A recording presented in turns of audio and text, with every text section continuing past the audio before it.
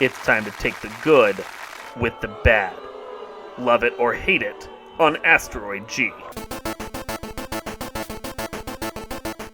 You're listening to Not So Live from Asteroid G. I'm Mike Finkelstein. With me, as always, is Josh, Princess Jasmine Schaefer. Queen Bee, Princess of Thieves. And Iago Bex. the parents.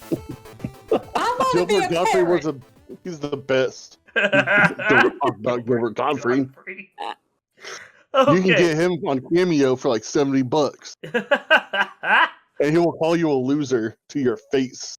I mean, Do you really need to hire Gilbert Godfrey to do that, Josh? Because if you're going to hire somebody, I'll come over to your house and call you a loser. yeah, but I mean, you did just pay Gilbert Godfrey $70. I think that does make you a loser.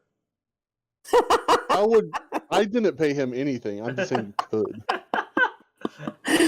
This week on Asteroid G, we are doing a love it or hate it for Aladdin. Specifically, we're going to be talking mostly about the live action one here, but I do feel like we're going to have to put it in context to the animated version, because as with some of Disney's animated remakes that are live action now, this movie is, I would say, probably about 85% beholden to the original. Yeah, I thought so. That seems a little bit fair. Yeah, he did keep some of the jokes. Yeah, it's the thing with the Disney live action remakes where they're based, like the Disney animated movies were based on a fairy tale. So Disney's are already basically remakes of an existing fairy tale. So if you're going to do a live action version of it, I can see their reasoning being we have to stick to our version of it because that's the version people expect, I guess. Yeah.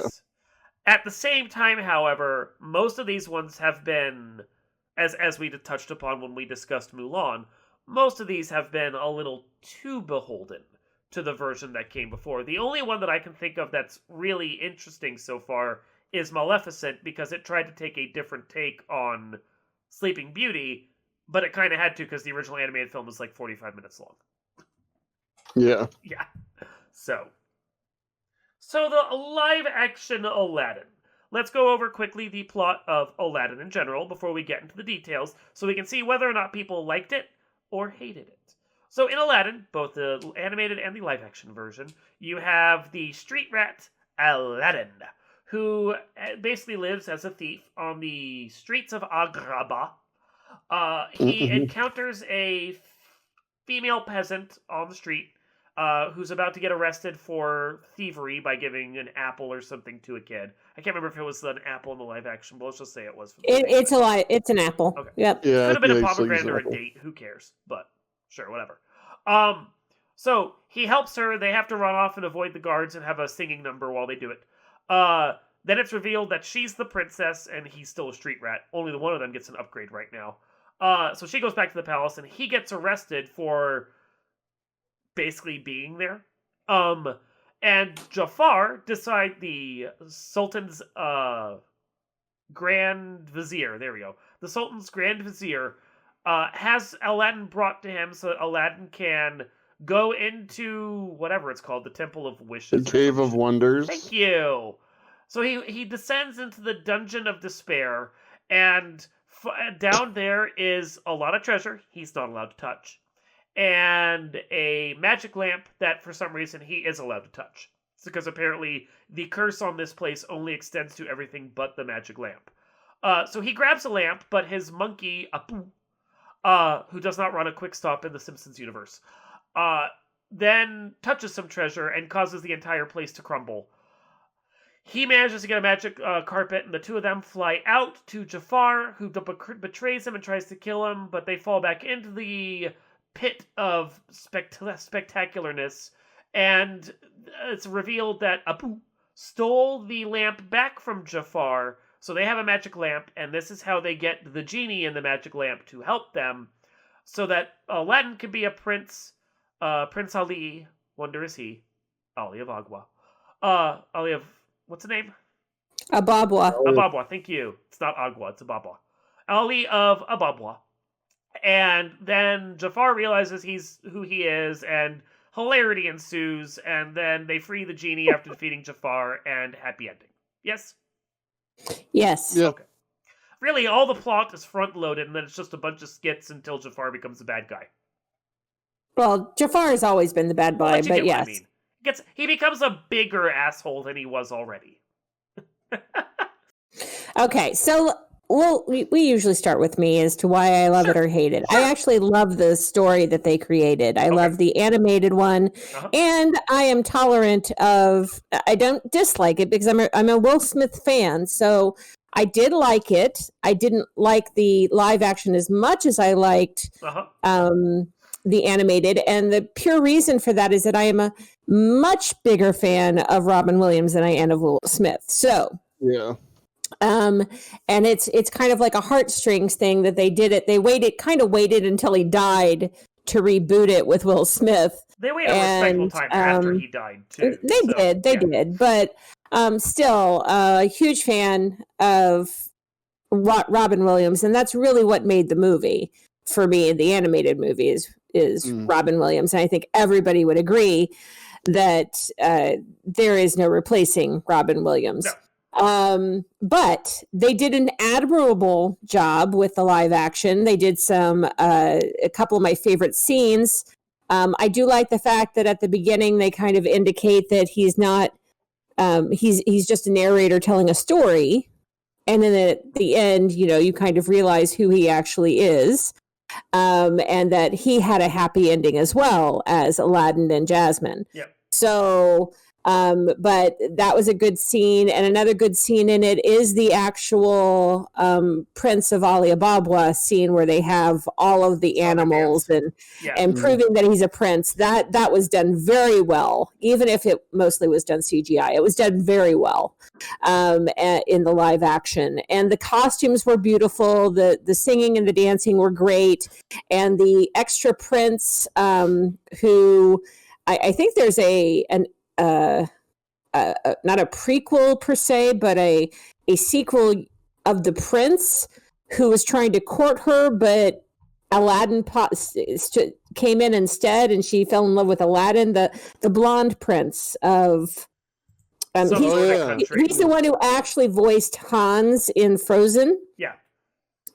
So that particular actor, I think, it'll be hilarious how and what he does with that particular thing, because he is quite funny.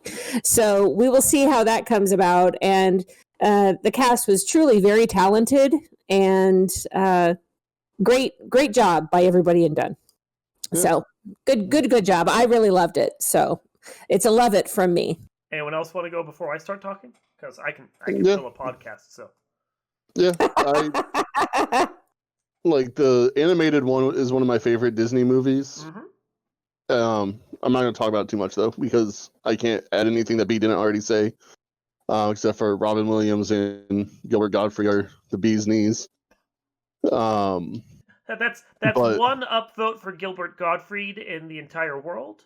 So I love Gilbert Gottfried healed the nation from 9/11, sir. Okay. He did. Remember when he told the aristocrats joke at the memorial? Like, I do not recall this.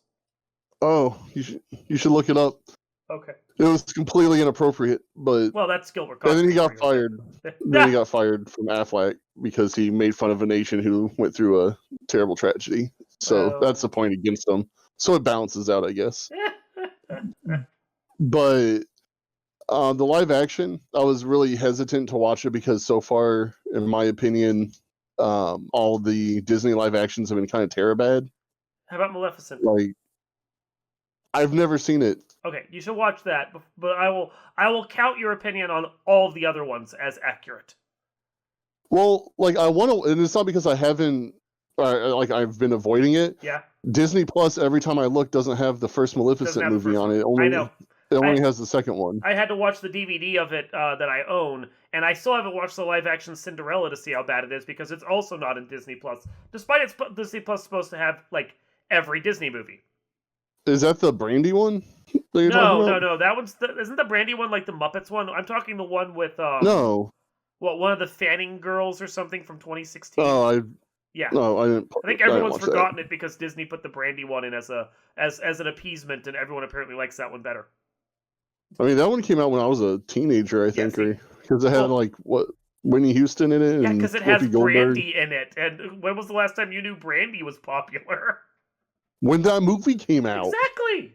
That's what I'm saying. what was it, 2001? Was it what? I'm gonna Wasn't look she it up one of the now. two singers in that video for "The Boy Is Mine" or something? I think so. Don't know about that. Anyway. So go as you were saying.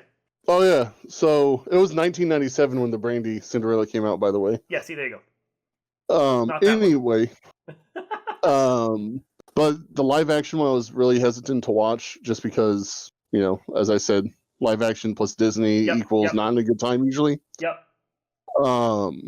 But like B said, I'm also a huge fan of Will Smith, and I'll usually try to give anything he is in a benefit of a doubt, with the exception of, was it After Earth or whatever? Actually, I liked After Earth. Oh, so did you? I did. I watched the trailer and I was like, this looks dumb. So it did look dumb, and it was pretty stupid, but I actually liked it. So let's all agree then that we can do a love it or hate it somewhere in the future for Afterbirth. We'll just do that then. Okay. Did you say Afterbirth or After Earth? Yes, I did. I said Afterbirth. But I was pleasantly surprised with the live action Aladdin. I thought all the actors did a phenomenal job. It didn't seem as culturally appropriating as the animation one. Yeah. Yeah. I mean, a little more respectful for a film that's still basically an American company doing an imperialist propaganda film about those crazy Middle Eastern people directed by a British director. Right? Yeah. Yeah. Yeah. I mean, it was Guy Ritchie, wasn't it? Yeah, it was Guy Ritchie, yeah. Yeah, I love Guy Ritchie, but I thought the music was okay. I liked the Genie songs by Robin Williams better, but I think Will Smith did what he could. Yeah. Just like the big thing is, you don't want to try to upstage Robin Williams or do something similar to Robin Williams. So he put his own style into it, his own comedic timing, which I appreciate because, I think he's funny. So he made it his own, and like I don't remember thinking throughout the movies like, man, I wish Robin Williams was in this. Like it took that, away from me, or not away from me, but some of the CGI was kind of goofy. Like everything with the carpet seemed off, but like all in all, I thought it did a pretty good job. I don't know how necessary the movie was, since like with every other Disney live action, it's just a retelling of something that already exists in a format that is still available and not technologically outdated, but still available on Disney Plus, no less. Yeah. Which we just watched Aladdin, and Disney Plus added a disclaimer to the beginning of Aladdin about how it's culturally inappropriate.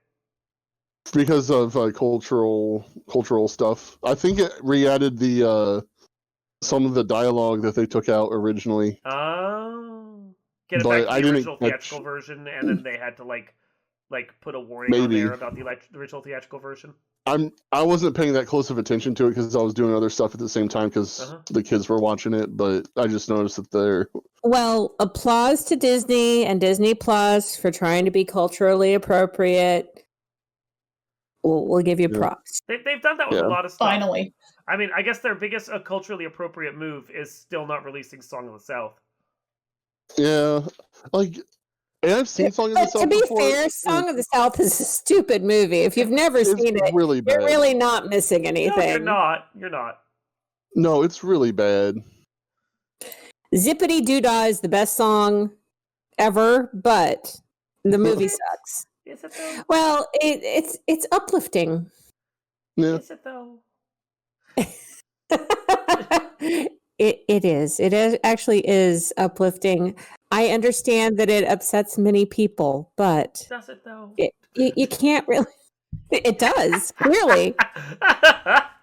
Okay. Bex. Cancel culture. Bex. Live action Aladdin. Go. I thought it was pretty okay. Like, again, it's a lot of, well, I may just be repeating what B and Josh have been saying, but yeah, it didn't feel like it was necessary. It was still kind of neat though, because they changed a few things here and there. Like they made Jasmine a little bit more pro-feminist. I mean, she kind of was anyway, but even more so in the movie. And didn't they have a nice Bollywood number? That was pretty cool. Kind of. Kind of. It was Bollywood light. But you know, like Dancing with the Stars. Yeah. But yeah, and of course the main thing is Genie, you know, he's the big one. And yeah, there is no replacing Robin Williams. And the times where you could tell where it's like, okay, we want the same exact joke or thing that Robin Williams did. We want to make Will Smith do it, and you know, he had to do it. And those were the times where it was awkward. But when Will Smith was actually able to make Genie his own, that's when I got into it. I'm like, oh, he's sassy. That's nice. Everybody likes a sassy Will Smith. So I think that's the thing. Is so the name on the package. Okay, so it's a Disney princess movie, quote unquote, because Jasmine and she's the princess. But the name on the package is Aladdin, and he's quote unquote the main character. But no one's going to debate the fact that the main draw of these movies is Genie. Correct. He's like, the name may be Aladdin, but they could call the film Genie and everyone would understand exactly what they were watching at that point. The Adventures of Genie and these other people that he has to go like fix their lives because reasons. And you are correct. They had to wait a certain amount of time after Robin Williams died. I think if they'd been doing live-action remakes when Robin Williams was still alive, there's a good chance he would have come back and done it. He had a good relationship with Disney again after they worked all their shit out, which is why he did the third Aladdin and then did a bunch of educational spots as Genie and some stuff for some of their theme park rides. I think if he'd still been alive, they probably could have thrown enough money at him that he would have come back and done a live-action version. Oh, for sure. But absolutely. At the same time, it would have been even more of a, why are they doing this again except to get new jokes from Robin Williams? Because, like, now what's the point of redoing the movie at that point? But you have to pick the right person that can play the outsized role of Genie, make it their own, and still feel like you're being respectful to how big the Genie has to be. And I don't think there are a lot of people outside of Will Smith that have that level of personality and that level of cred to be able to take a role that was originated by Robin Williams and actually be able to play it. Yeah. Agreed. So, I think more than anything, that was the key thing that they did that was inspired casting, and the fact that they could get Will Smith in to do it. Yeah, that was great. Now, as Becky pointed out, the points where he had to basically just do Robin Williams' shtick, that was the point where the movie was not as interesting. That whole, You've Never Had a Friend Like Me, the Genie song in the Temple of Fiascos, that is probably one of the weakest parts of the live-action remake, because it's such a big moment in the animated movie, and Will Smith just seems kind of bored of it in the live-action one because he's doing someone else's performance. He's much more interesting in the Prince Ali song as they do their big entrance in, because he gets to do his own thing, a little bit of his own rap, some of his own dancing there and so forth, and they refilmed it to be more of a Will Smith moment. And as the film goes on, he gets to make the character more and more his own. Basically, the second they escape from the deep dungeon of dangers. So, yeah. So yeah, no, I liked Will Smith in it. And I actually, as you said, I like the rest of the actors in it.